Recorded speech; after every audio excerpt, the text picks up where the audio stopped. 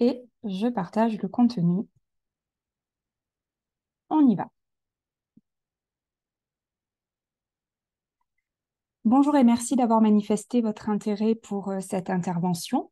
Ce webinaire court sera le premier d'une série.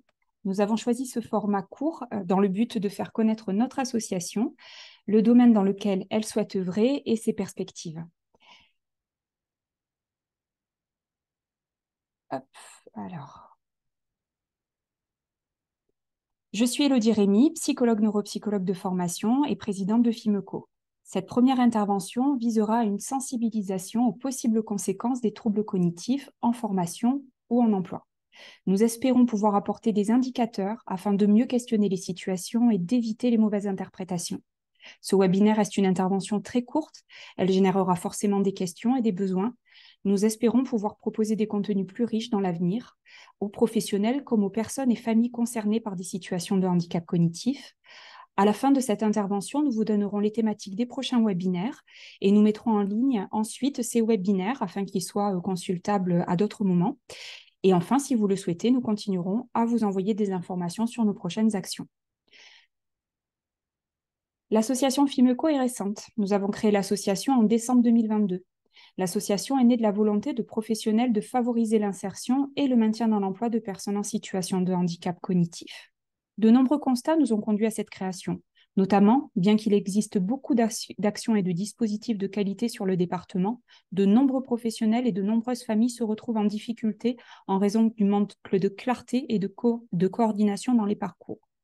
Errance, perte des données entre chaque dispositif, évaluation insuffisante des retentissements des troubles cognitifs sur la situation constituent des problématiques qui nous importent.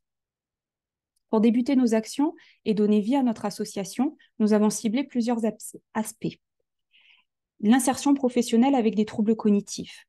Comment élaborer un projet professionnel adapté, chercher un emploi et intégrer une entreprise lorsque l'on présente une situation de handicap cognitif. Chez les plus jeunes, comment accéder, je suis stressée, je bégaye un peu. Comment accéder à des dispositifs adaptés, solliciter une RQTH, donc une reconnaissance en qualité de travailleur handicapé, ou d'autres notifications MDPH qui permettent d'accéder à ces dispositifs. Comment faire le grand saut quand je sors du système scolaire, quand je sors de la formation initiale ou de la formation professionnelle. À une autre étape du parcours de vie, comment je me réinsère, comment je me réoriente. Et puis, comment on accompagne les acteurs de l'insertion professionnelle, mais aussi les organismes de formation et les employeurs dans l'accueil de personnes en situation de handicap cognitif. Nous allons donc parler aujourd'hui de handicap invisible. D'ailleurs, je vous conseille les infographies du blog Optoys, qui a des infographies de qualité téléchargeables gratuitement. La situation de handicap cognitif, elle concerne 25% des situations de handicap. Elle peut être visible dans des handicaps mentaux, psychiques, dans des maladies invalidantes, dans des troubles musculo-squelettiques, dans des troubles neurodéveloppementaux, mais également dans des handicaps sensoriels. La situation de handicap cognitif induit souvent de mauvaises interprétations. La personne n'a pas l'air impliquée dans son travail, la personne n'a pas l'air très intelligente car elle ne comprend pas ce qu'on attend d'elle, la personne n'a pas l'air motivée, la personne n'a pas l'air de faire son travail. Quand on évoque les troubles cognitifs, on énonce régulièrement les troubles de l'attention, de la mémoire, de la compréhension, du langage écrit, des mathématiques, des difficultés qui affectent donc les activités. Toutefois, dans les faits, les situations de handicap sont bien plus complexes et relèvent de l'interaction de plusieurs facteurs. Si on prend une définition trouvée sur Internet des fonctions cognitives, les fonctions cognitives sont les capacités de notre cerveau qui nous permettent de recevoir, traiter, stocker, manipuler et communiquer les informations de notre environnement. En gros, les troubles cognitifs nous permettent de donner du sens à ce que l'on perçoit et d'élaborer une réponse situationnelle. Et en ce sens, il est crucial d'adopter une démarche situationnelle. L'analyse doit être de cet ordre. Les troubles cognitifs sont décorrélés de la notion d'intelligence, bien que on demande des mesures du QI, notamment pour les dossiers MDPH, dans le but d'évaluer le retentissement de la situation de handicap. Mais quand on parle de troubles cognitifs, on parle de troubles cognitifs en présence d'une déficience intellectuelle ou pas. Quelles sont les manifestations des troubles cognitifs, des perturbations cognitives dans la vie quotidienne? Tout d'abord, les difficultés de concentration.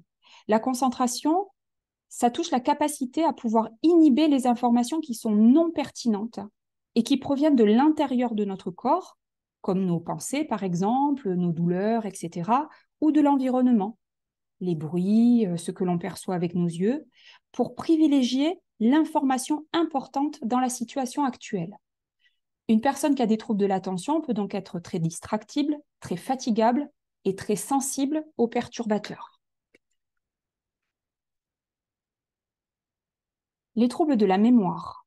Les troubles de la mémoire peuvent toucher la capacité à conserver des souvenirs et à y accéder par la suite. Mais quand on parle de troubles de la mémoire, on parle aussi de troubles de la mémoire à court terme et de la mémoire de travail. Et dans ce cas-là, de la capacité à stocker brièvement des données comme des consignes ou bien à manipuler des données dans notre tête, quand on fait un calcul mental, par exemple, ou bien quelqu'un qui est devant une armoire et qui doit réorganiser son armoire et qui va imaginer comment elle va réorganiser l'espace, comment elle va bouger les objets, et elle va se faire des images mentales pour y accéder, et elle va devoir maintenir des données pour faire des plans. Les difficultés de compréhension. Les difficultés de compréhension, c'est quelque chose qu'on rencontre régulièrement, mais qui peut être dû à plusieurs causes. Soit il peut y avoir des déficits de l'attention et de la mémoire à court terme en amont, c'est-à-dire que la personne a des troubles qui ne lui permettent pas de maintenir l'ensemble des informations au moment du traitement. Par exemple, elle ne retient pas toutes les consignes, ou bien elle n'a pas suffisamment observé devant elle les images, la situation. Et du coup, le traitement est impacté par ce déficit en amont. Ou bien il peut y avoir des troubles de la compréhension qui sont issus de troubles de la compréhension verbale. Ce qu'on peut évaluer par exemple avec un test, une échelle de Wechsler, le test de QI, l'indice de compréhension verbale. Et donc, à ce moment-là, il y a un déficit en termes de lexique, de vocabulaire.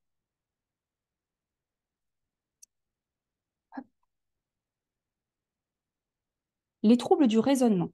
Les troubles du raisonnement peuvent être issus de troubles de la capacité à réaliser des déductions, donc les processus déductifs, mais là aussi, les capacités de raisonnement peuvent provenir de troubles en amont, de troubles de l'attention, de la mémoire de travail, pour les mêmes raisons que les difficultés de compréhension. Au départ, la personne n'a pas traité suffisamment d'informations, n'a pas capté suffisamment d'informations, perçu suffisamment d'informations, le traitement en est impacté, et le résultat en est impacté par la suite. Des difficultés qui affectent le langage écrit, la lecture ou l'écriture. Dans la dyslexie, par exemple, les dyslexiques savent lire. Par contre, ils n'automatisent pas ces processus-là. Donc, la lecture reste laborieuse. Ils vont devoir déchiffrer. Les mots qui sont peu fréquents vont conduire à des difficultés, vont être plus laborieux à lire. Ils sont impactés par la vitesse et la quantité d'informations qu'ils auront à lire. Au niveau de l'écriture, ce sont des personnes qui produisent beaucoup de fautes d'orthographe. Et elles sont capables d'écrire plusieurs fois à l'affilée le même mot en l'orthographiant de manière différente parce qu'elles n'ont pas constitué un stock de mots, un lexique qui est facilement accessible. Et il faut savoir que le français est une langue opaque, très complexe, dans laquelle il y a beaucoup d'irrégularités, de choses à savoir par cœur. Et c'est cette difficulté qui va entraîner ce qu'on peut appeler de la dyslexie, dysorthographie, l'accès à ces données-là. Les troubles sur les activités arithmétiques viennent à peu près des mêmes processus que la lecture et l'écriture. Donc, le défaut d'automatisation de ces processus, il peut y avoir aussi de la difficulté, des difficultés visuospatiales, hein, comme avec la lecture, où on a du mal aussi à identifier l'objet lettre, l'objet chiffre. Et il peut y avoir aussi des difficultés à pouvoir réaliser les calculs mentaux, poser les procédures dans sa tête. Et notamment, il peut y avoir des troubles de la mémoire de travail qui expliquent ceci et du calepin visio-spatial, puisque pour la plupart, quand on fait un calcul mental, on va faire des images mentales dans sa tête, poser les opérations dans sa tête, bouger les chiffres. Et si cette capacité est impactée en amont, on va avoir un impact sur les activités arithmétiques. Le contrôle du geste, donc, qui va impacter la motricité globale et ou la motricité fine et qui va conduire à des troubles de la précision, de la coordination du geste et de son contrôle. des difficultés de contrôle et une impulsivité avec des personnes qui ont une pensée très rapide, souvent trop rapide, et qui manquent de contrôle ou de frein, de cette capacité à se dire stop, réfléchis. Ce qui donne souvent un côté très cash, un côté sans filtre, hyper spontané. Des difficultés d'adaptation et d'organisation. Cette composante-là, on la retrouve énormément en situation professionnelle. Et souvent, elle est assez mal évaluée, parce que c'est vrai que les fonctions exécutives doivent être évaluées surtout en situation écologique, c'est-à-dire en situation. Les tests sont parfois peu sensibles et ressemblent peu à ce qui se passe vraiment dans la vraie vie en situation écologique. Donc, quand on parle des capacités d'adaptation, on va solliciter les fonctions exécutives et notamment toutes les capacités qui nous permettent d'apporter une réponse à une situation qui n'est pas habituelle, qui n'est pas routinière, qui n'est pas automatisée.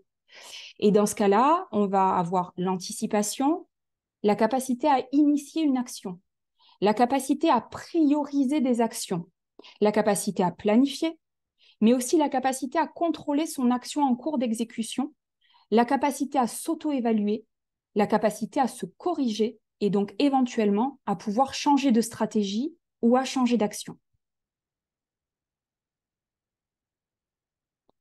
Les habiletés de communication. Les habiletés de communication qui vont être aussi, qui vont toucher la capacité à pouvoir identifier les codes sociaux, les émotions sur les visages, les signes implicites, mais aussi la capacité à imaginer les états mentaux de l'autre, se mettre à la place de l'autre, pour pouvoir prendre en compte le point de vue de l'autre, ses attentes, et notamment ses attentes implicites.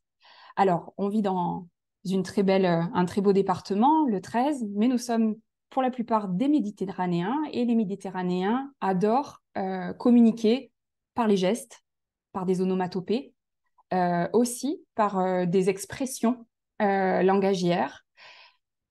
On retrouve énormément en entreprise ce genre de difficultés également, et pas seulement avec des profils comme des troubles du spectre de l'autisme, parce que c'est vrai qu'on l'associe plutôt au TSA, mais on le retrouve aussi dans d'autres configurations, hein, aussi dans des TDAH, des troubles déficitaires de l'attention avec hyperactivité, ou dans bien d'autres configurations, dans les conséquences de troubles auditifs par exemple, ou de déficience auditive. Il y a beaucoup d'autres profils dans lesquels on peut retrouver ce type de difficulté qui va notamment impacter l'humour. Et ça peut entraîner pas mal de difficultés en termes d'adaptation dans le collectif de travail et aussi de communication, que ce soit en formation ou en emploi, parce que on va pas se mentir, on est quand même dans un monde où la surcharge et la polyvalence est quand même très répandue dans les organismes de formation, en emploi. On prend rarement le temps de se poser pour communiquer les informations. On va vite, on les dit à l'oral, il y a beaucoup d'implicites. Pour des personnes qui sont en situation de handicap cognitif, ça induit de grandes difficultés, des incompréhensions et une difficulté à pouvoir avoir les informations nécessaires pour réaliser ce qu'on attend d'elles.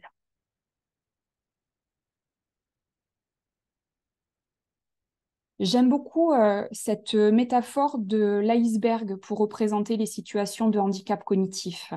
Dans l'handicap cognitif, il y a ce qu'on observe, donc l'impact sur les activités, et puis il va y avoir tous les processus complexes et multidimensionnels qu'il faut également prendre en compte, mais qui ne se voient pas et qui peuvent prendre du temps à être mis en évidence, à être analysés.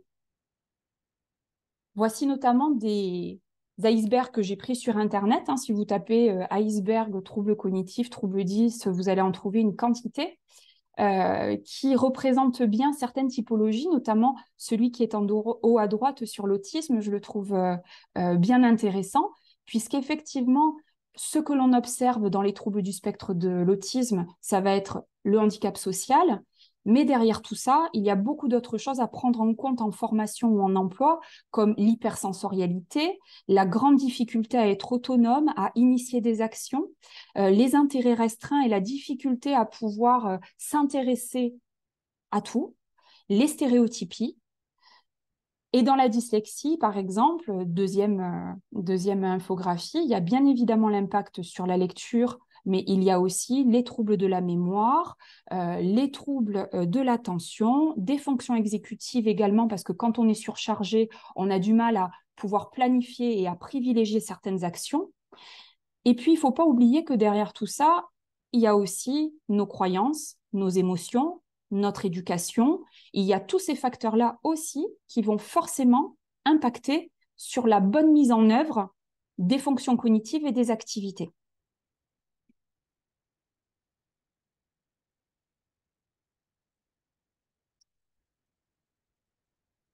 Les thématiques de nos prochains webinaires.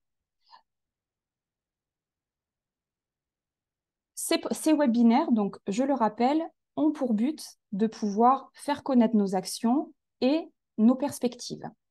FIMECO, c'est l'acronyme de favoriser l'insertion et le maintien dans l'emploi avec des troubles cognitifs. Donc, bien évidemment que parmi nos équipes, nous avons des experts des troubles cognitifs, mais nos actions s'orienteront vers l'insertion et le maintien dans l'emploi. Nous avons donc défini une liste de thématiques à partir de situations que nous rencontrons régulièrement sur le terrain, notamment parce que pour certains, vous savez que nous portons le marché PASS TCO, troubles cognitifs, financé par la GFIP et le FIP, ce qui nous permet d'appuyer des prescripteurs des Cap Emploi, des missions locales, des pôles emploi et aussi des employeurs publics dans des actions d'insertion ou de maintien dans l'emploi. En côtoyant des familles, des stagiaires de la formation professionnelle, des travailleurs, des professionnels, nous avons relevé des problématiques qui ressortent régulièrement. Le prochain webinaire, le 19 décembre 2023, mais je vous enverrai les informations, aura pour thématique vers qui je me tourne quand je sors du système scolaire et que je souhaite aller vers l'emploi. Ce fameux grand saut que rencontrent les plus jeunes avec des troubles cognitifs quand ils sortent de formation. Le 23 janvier 2024, la thématique sera vers qui je me tourne quand je sors du système scolaire et que je souhaite aller vers l'apprentissage. Le dernier webinaire, la date sera à déterminer. Quelle réflexion je peux avoir quand je veux travailler quand je veux travailler un projet professionnel, et que je présente des troubles cognitifs.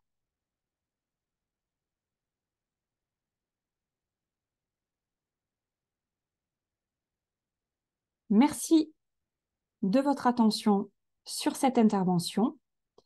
Si vous souhaitez aider l'association FIMECO ou si vous souhaitez adhérer à l'association FIMECO, nous vous laissons les liens vers notre site internet et vers notre adresse de contact.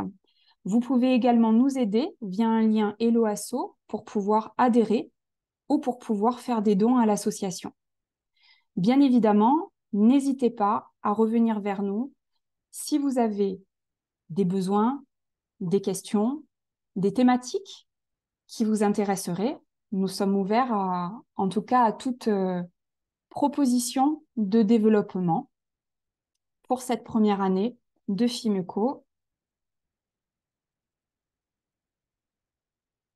Hop.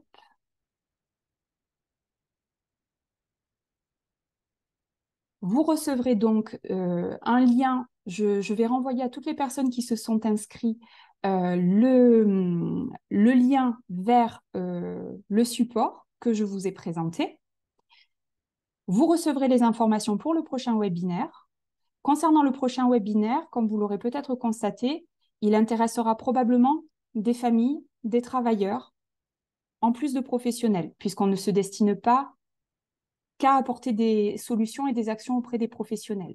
Donc, bien évidemment, je vous invite et vous encourage à diffuser l'information quand vous la recevrez, si vous pensez qu'elle peut être utile à des familles ou à des travailleurs ou à des stagiaires de la formation professionnelle.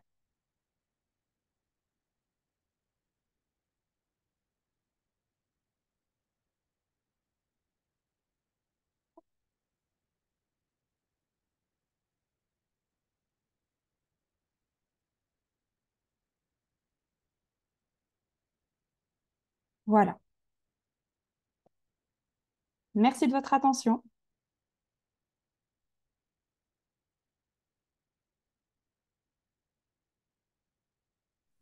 Merci. Avec plaisir. Merci, bonne journée. Bonne journée. Merci Elodie, à bientôt. À bientôt. Merci Elodie. À demain. À demain.